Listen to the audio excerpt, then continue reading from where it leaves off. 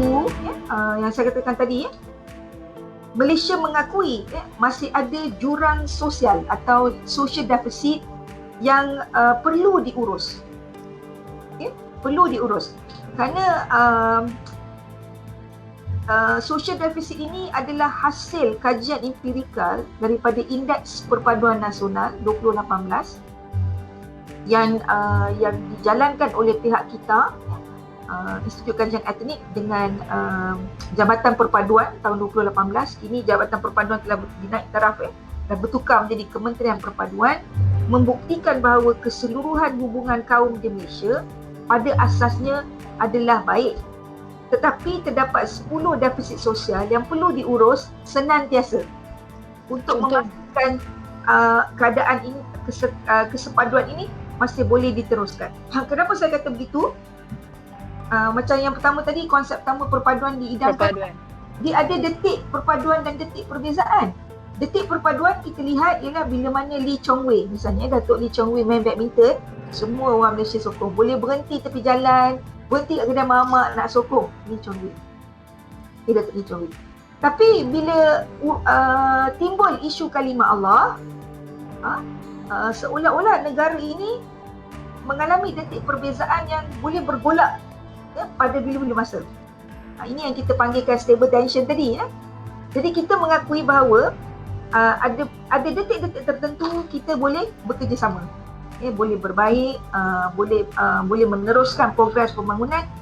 Tapi bila berdepan 10 perkara yang boleh kalau saya nak nyatakan, iaitu bahasa, berkenaan isu bahasa, isu agama, etnisiti, pendidikan, kelas sosial dan ekonomi, politik federalisme, ruang bandar desa, intergenerational gap ataupun jurang generasi, persoalan gender, persoalan media, 10 defisit sosial ini, maka keadaan yang stable tadi, it create tension, boleh berlaku tension.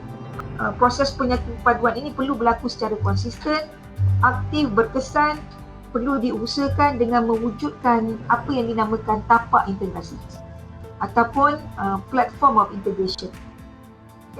Seperti mana perlembagaan misalnya, perlembagaan itu walaupun dikritik tapi dilihat itulah tapak integrasi yang boleh mewariskan rasa sepunya dan kebersamaan bahawa kita adalah warga Malaysia.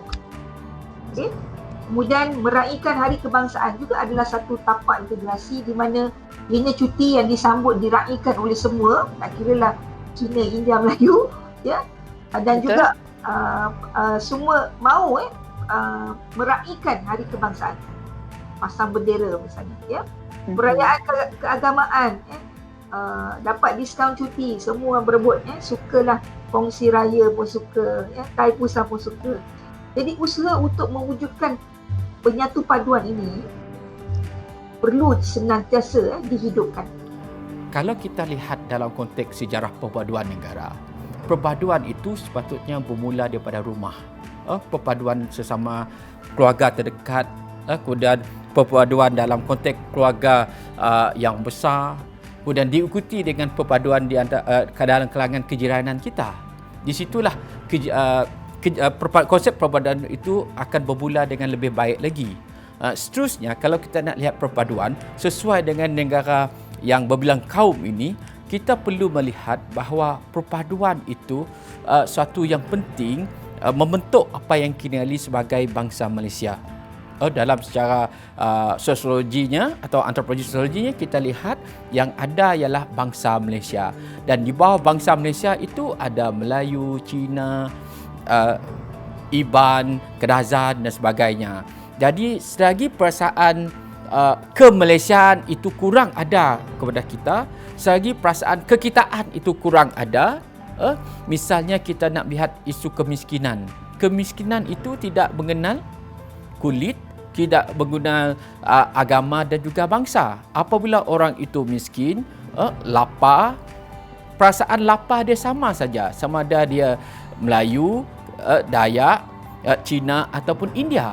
Jadi perasaan kemanusiaan itulah yang sebenarnya membentuk rasa ikatan yang kuat dan akhirnya mencetus kepada perpaduan.